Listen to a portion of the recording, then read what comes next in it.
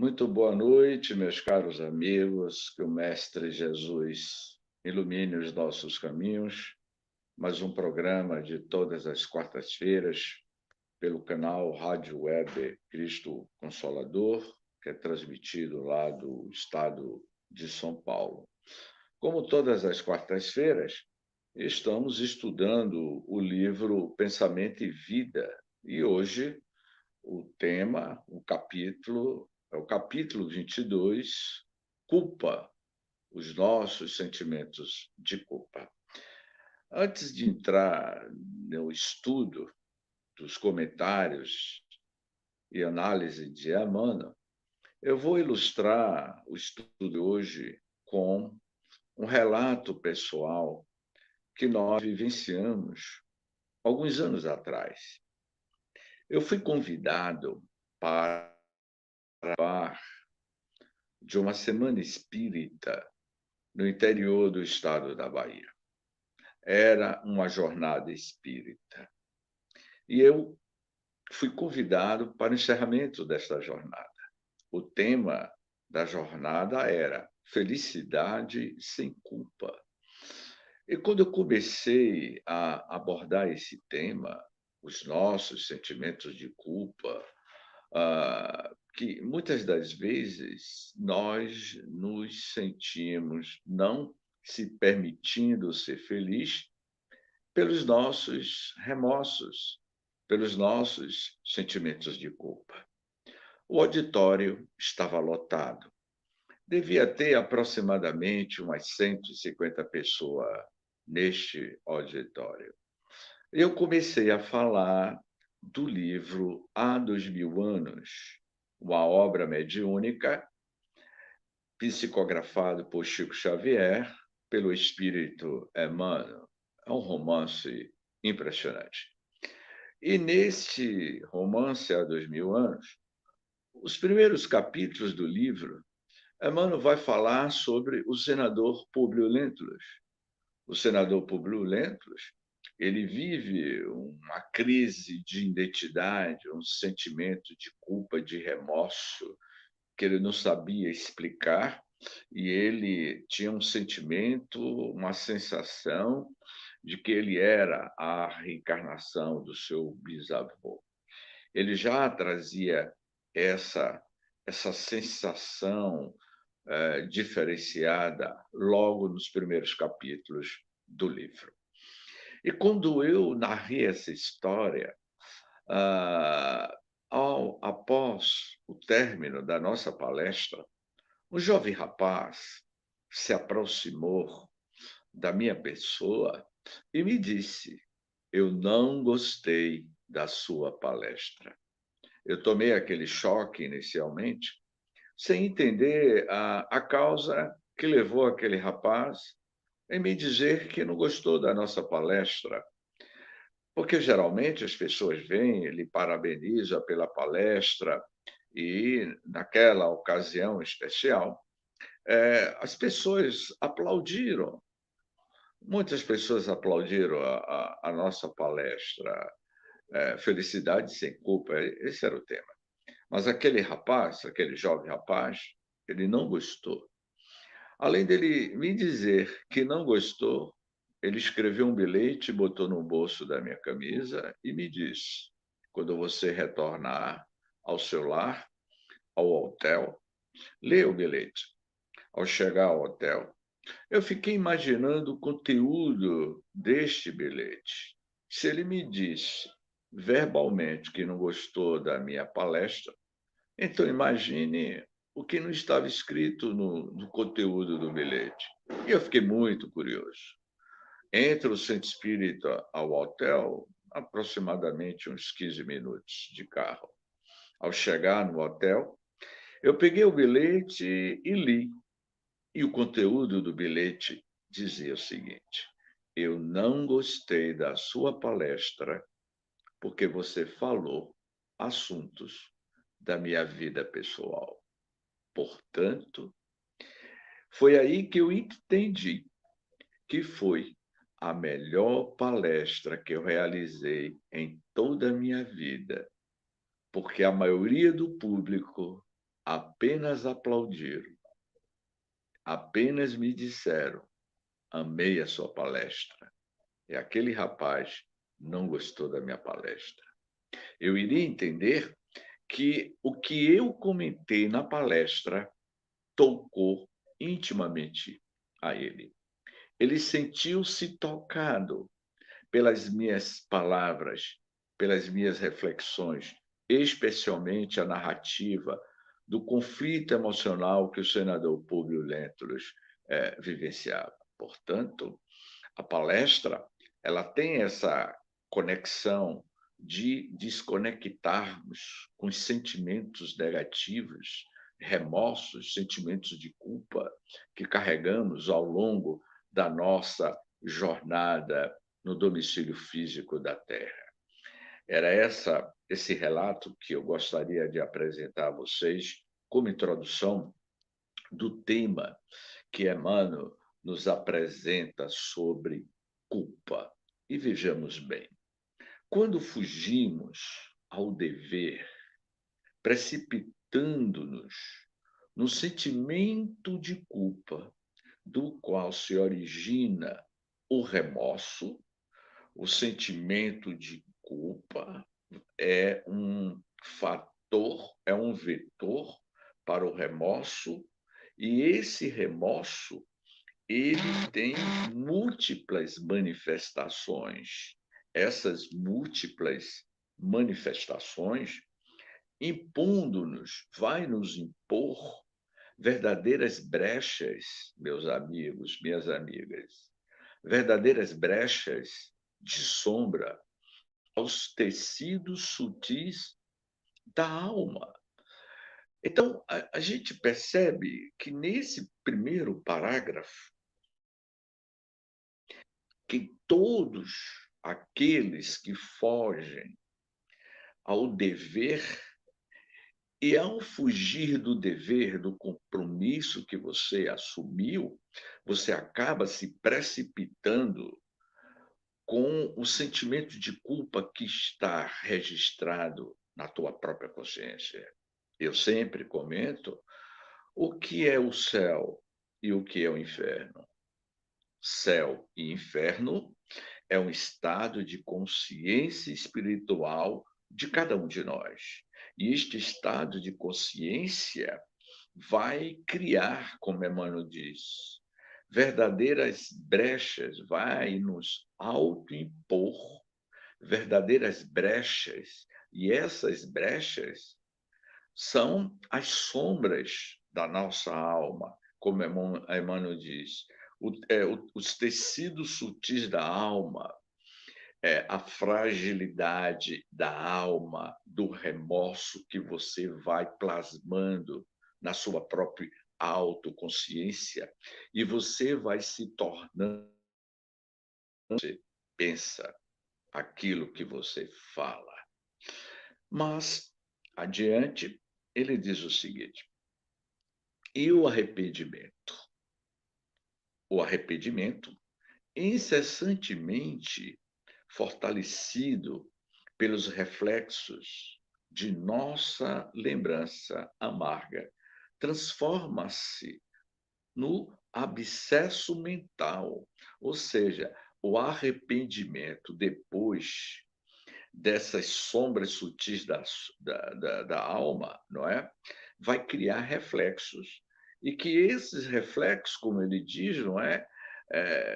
De nossa própria lembrança amarga, ela vai se transformar no abscesso mental, envenenando-nos pouco a pouco e expelindo em torno a corrente. Essa corrente que Emmanuel vai dizer é uma corrente miasmática de nossa vida íntima, intoxicando o hausto espiritual de quem nos desfruta o convívio. É muito interessante refletirmos mais detalhadamente nesse segundo parágrafo. O arrependimento geralmente nos leva a profundos reflexos das nossas próprias sombras.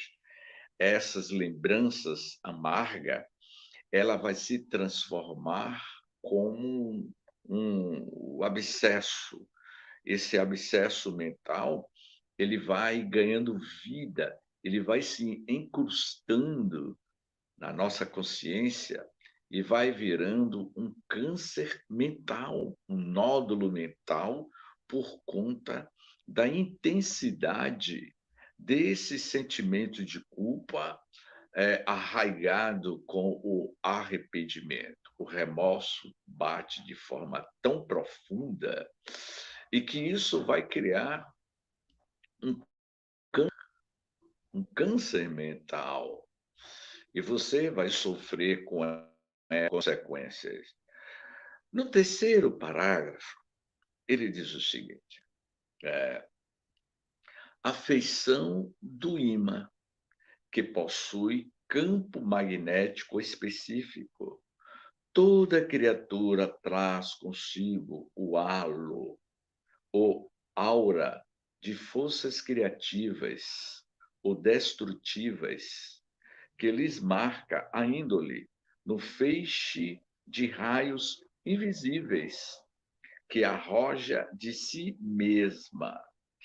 É por esse halo, vai dizer Emmanuel, que é por esse campo de luz, por esse halo, que todos nós, todos seres humanos, estabelece as nossas ligações de natureza invisível nos domínios da afinidade. Quando Allan Kardec asseverou, dizendo-nos com a questão 459, os espíritos influenciam em nossas vidas, a resposta clara que os espíritos deram ao codificador foi bem cirúrgica, bem mais do que vocês imaginam. De ordinário são eles que vos conduzem os vossos pensamentos. Então, o nosso pensamento é a feição desse imã. E esse pensamento, que é o imã, ele possui esse campo magnético específico. Podemos dizer, então, que a mente é este campo gravitacional. A mente é uma antena parabólica. E para onde você ou vocês estão apontando a tua antena parabólica, que é feito de frequência? Para onde você está posicionando as tuas frequências psíquicas mentais? Para o mundo da luz ou para o mundo das sombras?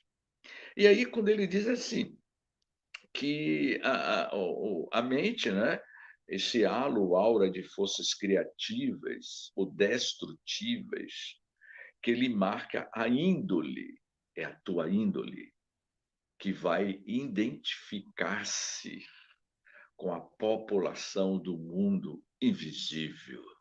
O mundo invisível é constituído por populações de mentes, de inteligências, de espíritos que habitam as diversas esferas espirituais, que vai das regiões do umbral mais profundas, no umbral que eu sempre digo, umbral no nível 1, no nível 2, no nível 3, até as colônias espirituais mais esclarecidas, mais iluminadas. E fora ainda os postos de socorro, de transição, que geralmente estão muito próximo às zonas do umbral para captar as mentes arrependidas. Então, nós vivemos cercados por uma nuvem de espíritos com as suas mentes, algumas doentias e outras mentes saudáveis. E é você que vai ser este grande imã da Terra, que vai copular ou sintonizar com essas frequências aonde você cria a sua afinidade nesses domínios do mundo invisível, não é?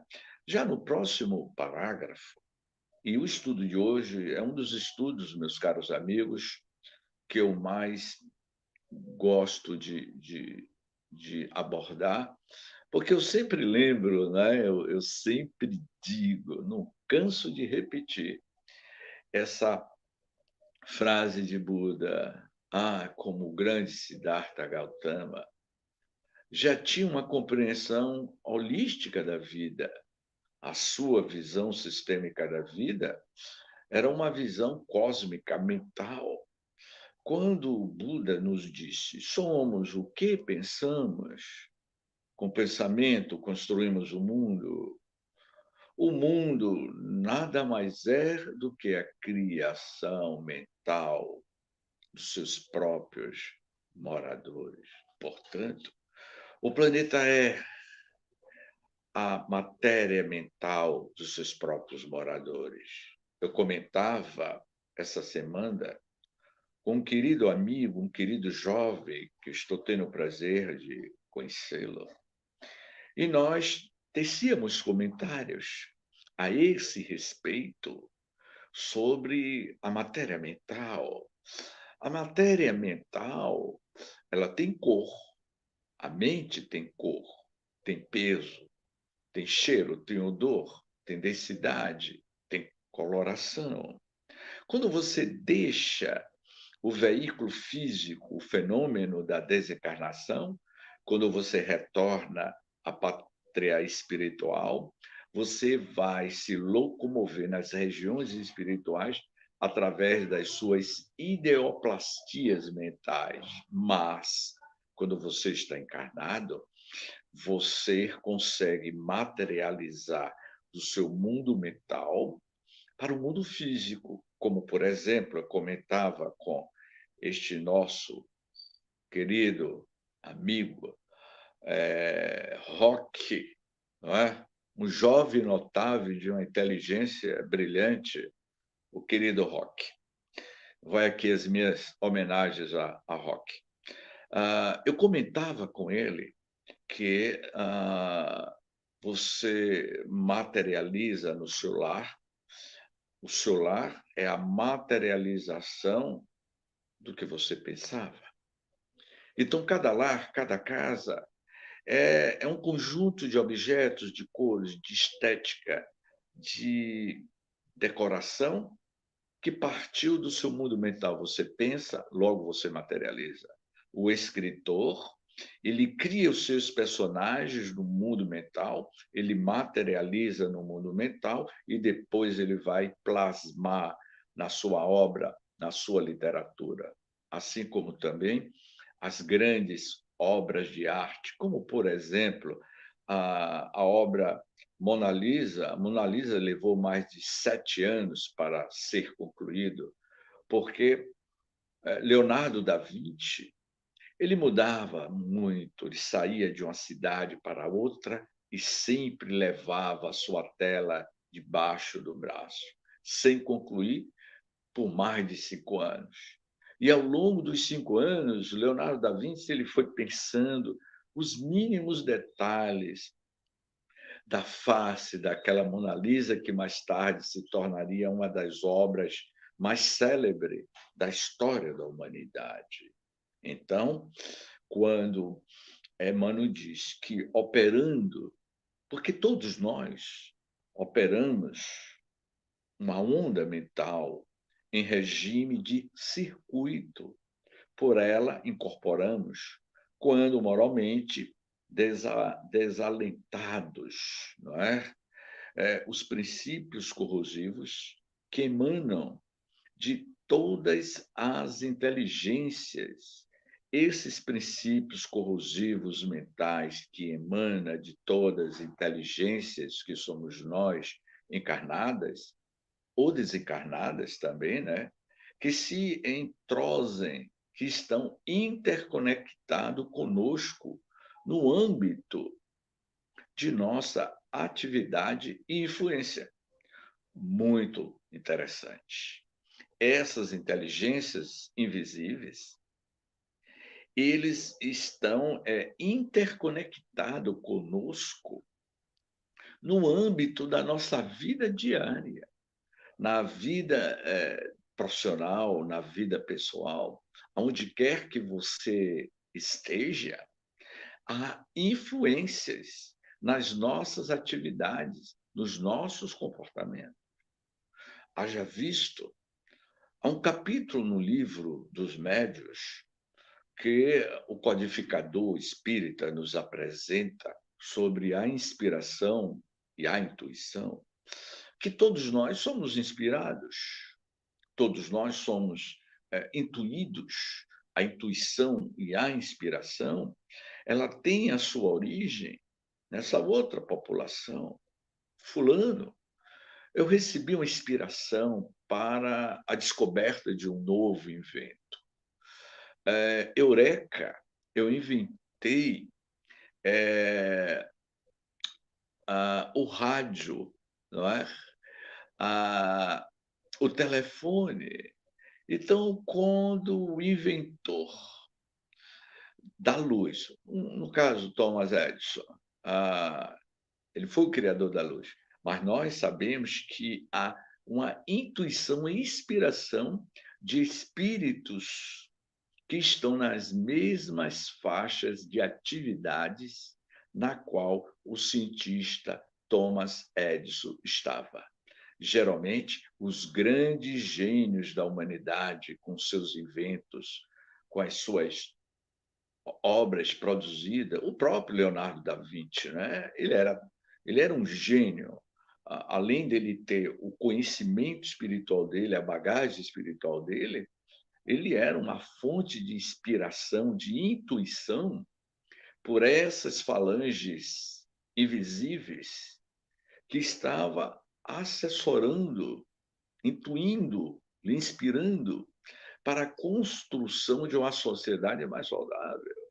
Então, quando mais adiante, no próximo parágrafo, Emmanuel nos diz o seguinte: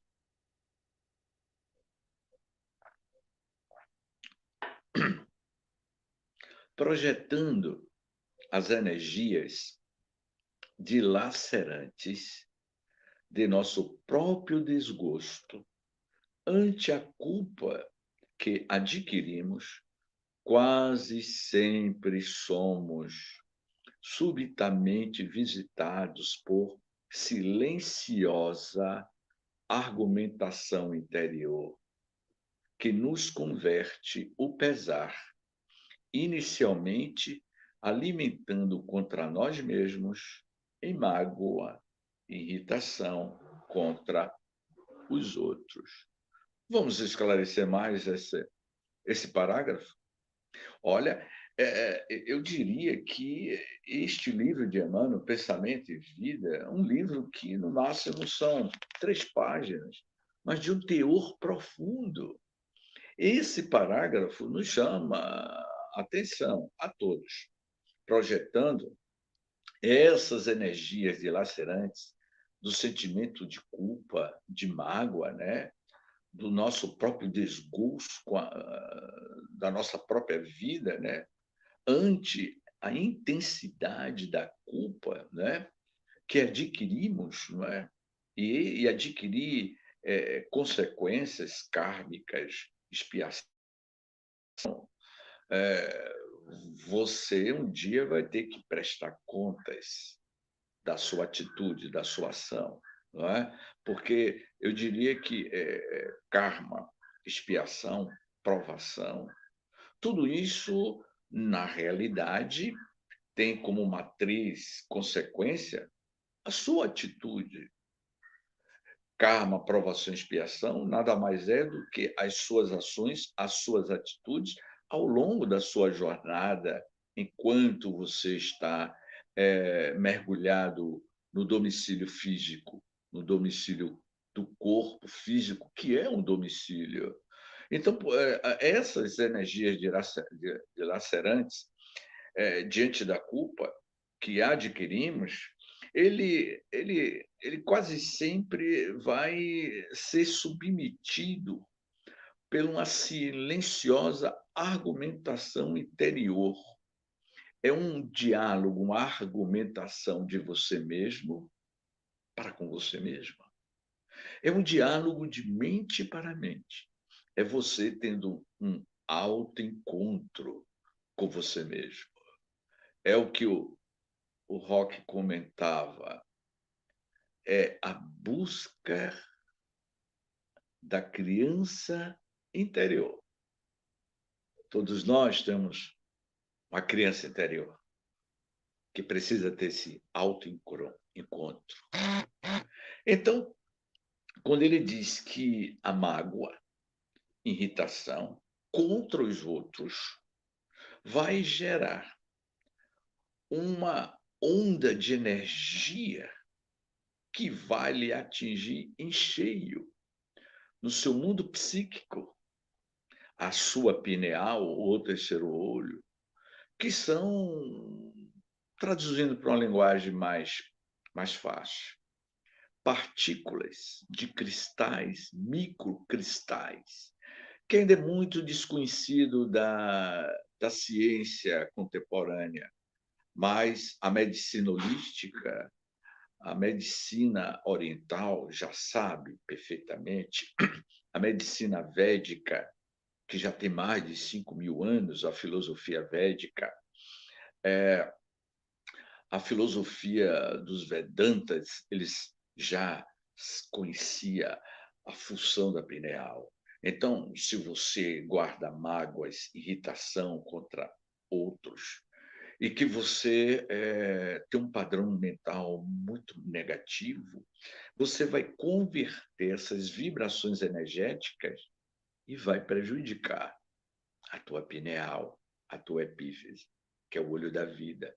É por onde as correntes telúricas das energias maiores penetram-nos e é distribuído através de todo o nosso sistema energético, o nosso corpo astral, a energia astral, que é conectada com os nossos plexos solar, os 9 chakras que nós possuímos, que são minúsculas ogivas nucleares, gerando energia, esse dínamo, que são verdadeiros ímãs internalizado no nosso corpo energético, alimentando os 10 trilhões de células que compõem a organização fisiológica.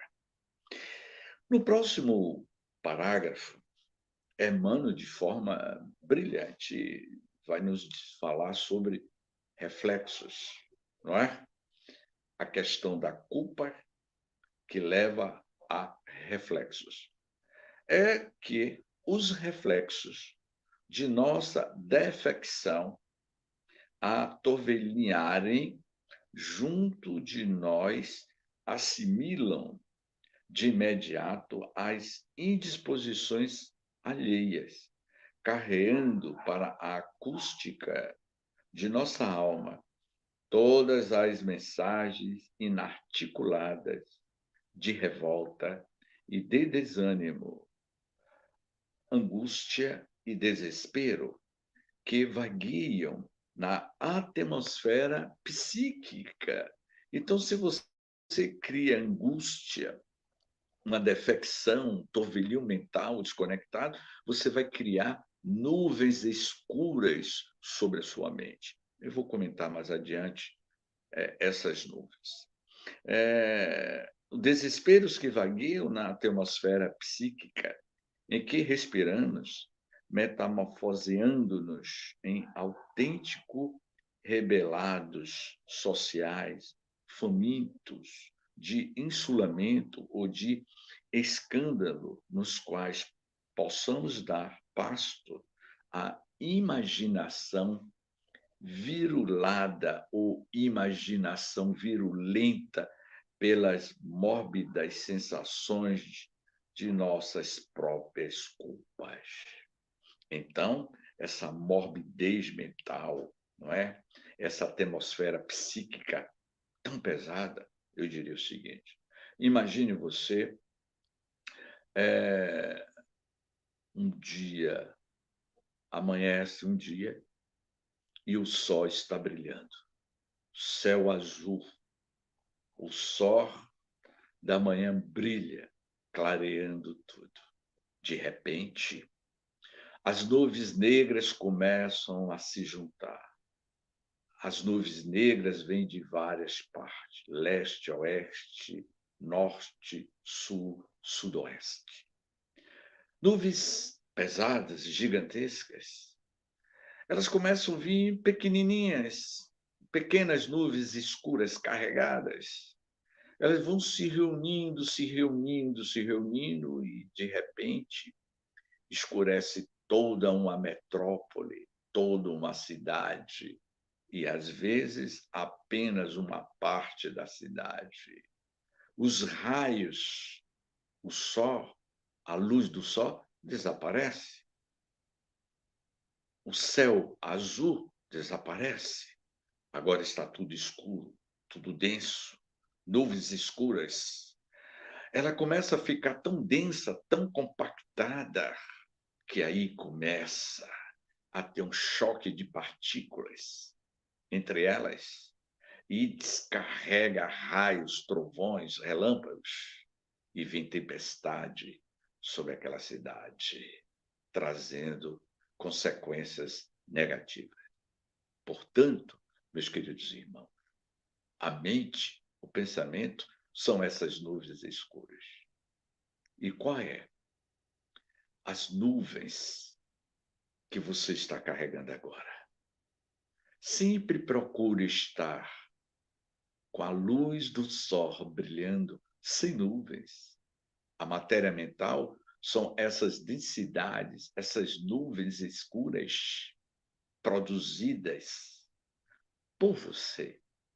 E quando você está com essas nuvens escuras, esses seres que habitam a quarta dimensão, que nós chamamos de o mundo dos espíritos, o mundo invisível, eles vão identificar-nos pelo tipo de nuvens nós estamos produzindo o nosso próprio pensamento. Porque os espíritos das luzes, eles não vão se compactuar, se deleitar com o padrão mental das nuvens escuras negras que paira sobre você e ainda carrega miasmas psíquicos, bactérias espirituais. E quando uma sociedade, uma humanidade vibra em uma coletividade, vibra nesse diapasão de pensamentos negativos, criam vibrões energéticos espirituais que acaba se materializando no psicossoma, que, por sua vez, desse psicossoma se materializa no corpo físico, criando doenças pandêmicas, doenças, verdadeiros vírus que assolam a humanidade e destroem a humanidade, bactérias que levam a vida de milhares, milhões de pessoas, às vezes têm a sua origem do mundo psíquico dos seus próprios habitantes, que estão vibrando num padrão tão baixo que esses vibrões energéticos se materializam no campo físico. Então, tenhamos serenidade e disciplina. Vigiai o teu próprio pensamento, as tuas próprias atitudes, como asseverou o próprio Emmanuel. O pensamento cria a vida que procuramos. A tua vida é consequência das suas ações, das suas atitudes mentais, dos seus padrões psíquicos que você estabelece com o próximo. Continua, mano. É nesse estado negativo que, martelados pelas vibrações de sentimentos e pensamentos doentios, atingimos o desequilíbrio parcial ou total da harmonia orgânica, enredando corpo e alma nas teias da enfermidade, com a mais complicada de agnose da patologia clássica. Eu vou dar uma pausa aqui dentro desse parágrafo, para que a gente faça uma melhor análise e comentários.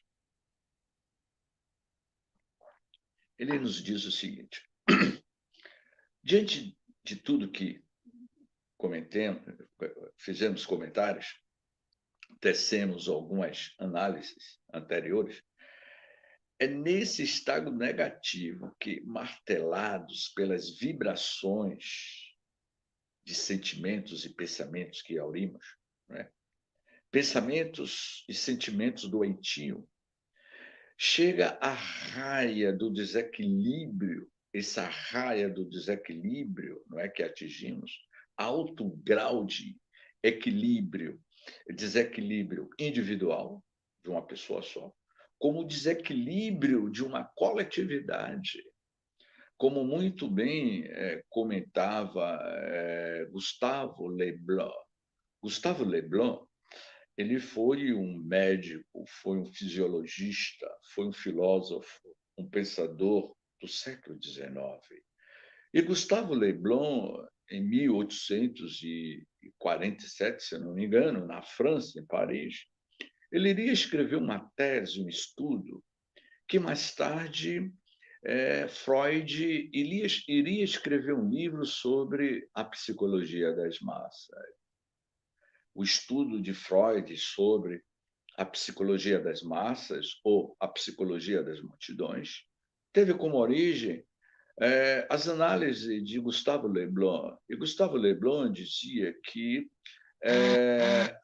a psicologia das massas é quando uma coletividade de indivíduos se deixa ser levado pelo ataque de histerismo coletivo. E que esse histerismo coletivo, vai dizer Gustave Le Blanc, que a origem desse histerismo coletivo são as insanidades mentais, o desequilíbrio mental psíquico. E onde está a origem dessas obsessões, desses desequilíbrio mental? A interferência dos espíritos, a obsessão coletiva. Não existe um espírito obsessor que obsedia o indivíduo individualmente. Há espíritos, legiões das sombras, nuvens de entidades espirituais do mal, que obsedia uma coletividade, levando a comportamentos esdrúxulos, patéticos. Então, a noção de culpa, com todo o séquito das perturbações que lhes são consequentes, agirá com os seus reflexos incessantes sobre a região do que corresponda ao tema do remorso de que sejamos portadores. O mundo, nessas últimas décadas, nesses últimos 10 anos, temos observado uma mudança comportamental em toda a sociedade terrestre. Há um convulsionismo moral. As pessoas estão perdendo o sentido da vida, um sentimento de vazio existencial, um sentimento de culpa. Não adianta você ter grandes patrimônios. Há pessoas que têm sucesso na vida profissional. Um exemplo, o que levou Robbie Williams, um grande ator de Hollywood, em 2014 ele tirou a própria vida, o ator Robbie Williams, aquele que fez vários filmes, dentre um deles, que se tornou muito conhecido, Amor Além da Vida. A esposa de Robbie Williams, em uma entrevista dada a uma revista americana, ela afirmava que desde a sua infância, Robbie Williams sempre foi uma criança introspectiva. E quando ele se tornou ator, foi atuar na área ele iniciou a sua vida como teatrólogo, depois se tornou ator, um grande astro. a sua esposa, revelou que os personagens de Robbie Williams era para esconder verdadeiramente o seu outro lado que ele não queria que todos conhecessem. Era como ele tentasse, através dos seus personagens, criar uma máscara para se esconder da sua verdadeira identidade. Ele não tinha condições de ter um autoencontro com ele mesmo. Então, seus personagens, que eram interpretados de forma brilhante, era uma máscara para esconder a sua verdadeira identidade. Então, eu diria que todos nós teatralizamos ao longo da nossa jornada, usamos máscaras nas nossas relações profissionais, usamos máscaras nas nossas relações pessoal, familiar, usamos máscaras a todo o tempo, escondendo a nossa verdadeira identidade, porque nós não suportaríamos ser descoberto pela própria luz da verdade. Não é ser descoberto pelo outro, mas ser descoberto por você mesmo. A verdade é a luz divina, conforme foi asseverado no templo de Delfos, na antiga Grécia, ao tempo das pitonisas, que é conhecida como médios. E lá no templo de Delfos, na entrada do templo, foi escrito: Homem, conhece-te a ti mesmo. Conhecendo a ti mesmo, conhecerás o universo. Então, se você quer conhecer o universo, conheça a você, porque você é parte integrante deste universo, porque você é a verdade deste universo. Então, a verdade é a luz divina, é a luz que semeia as partes da nossa mente que ainda está com as sombras. São as nuvens que eu comentava. Então, quando a luz da verdade vem, dissipa as nuvens. Vocês não já observaram que todas as nuvens que estão sobre uma cidade que cai temporal, ela se dissipa, porque as nuvens negras, escuras, elas são passageiras, mas a luz, ela é eterna. O sol brilha sempre. E as nuvens que paira durante algum período da nossa jornada na vida, passa. Só depende de você. Que tipo de para-raio você está utilizando?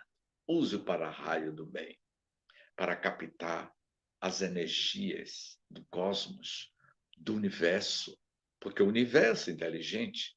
O universo é vida em expansão, porque o ser inteligente, a divina inteligência que deu a vida ao cosmos, aos universos, é uma inteligência que foge à nossa compreensão como criatura humana, ainda arraigado nos nossos atavismos humanos. E aqui a gente já vai tecendo alguns comentários finais. Toda deserção do dever a cumprir traz consigo o arrependimento, que, aleitando no espírito, se faz acompanhar de resultantes atrozes, exigindo, por vezes, demoradas existências, meus queridos amigos, de reaprendizado e restauração. A filosofia védica, a filosofia indiana, nos fala sobre os ciclos dos nossos karmas. Você só vai fechar um ciclo quando você queimar aquele karma, não é? Quando você ressarcir dos equívocos, dos erros que você cometeu, perante a contabilidade divina, perante a você mesmo. Você vai ser julgado, não é por um juiz inclemente, mas você é o advogado de defesa, é o advogado de acusação e o juiz da sentença.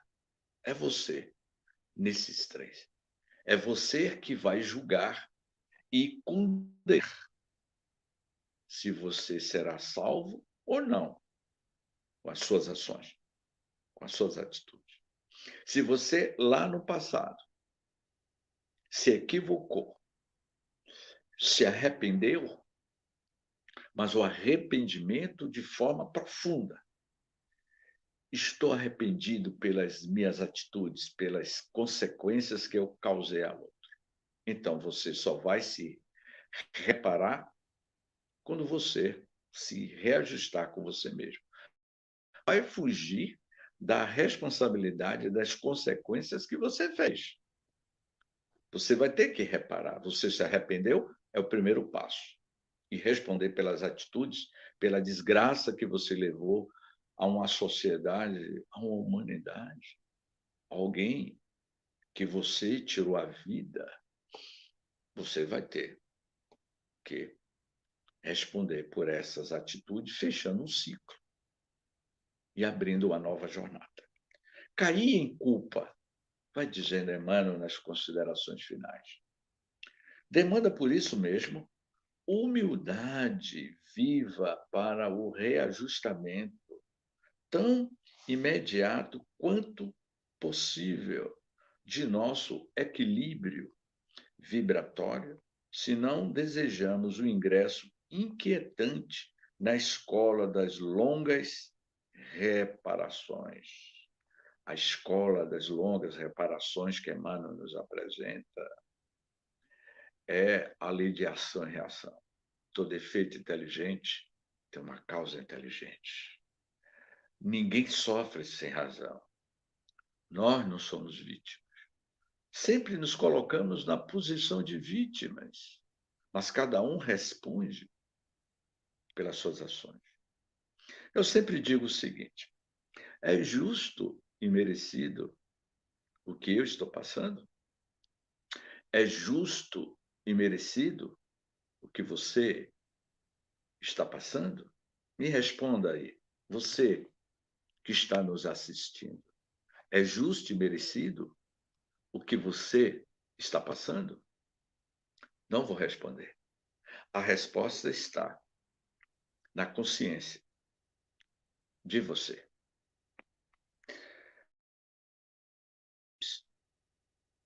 É por essa razão que Jesus, não apenas como mestre divino, mas também como sábio médico, nos aconselhou a reconciliação com os nossos adversários, enquanto nos achamos a caminho com eles, ensinando-nos a encontrar a verdadeira felicidade sobre o alicerce do amor puro e do perdão sem limites.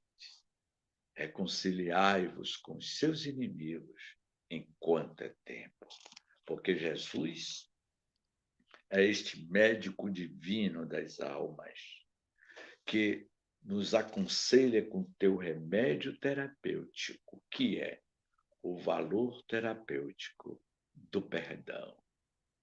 O perdão é o remédio que cicatriza as mágoas, os ressentimentos e costura as verdadeiras chagas abertas em nossas almas com o bisturi do amor, tecendo fios de gratidão e amor próximo. Vamos entendendo-nos que a nossa mente é para crescer e amar. Gratidão a todos, Mestre Jesus, seja constante em nossas vidas e que todos nós somos herdeiros de Deus. Gratidão, muita paz e até a próxima semana com o capítulo 23, Auxílio. Namastê.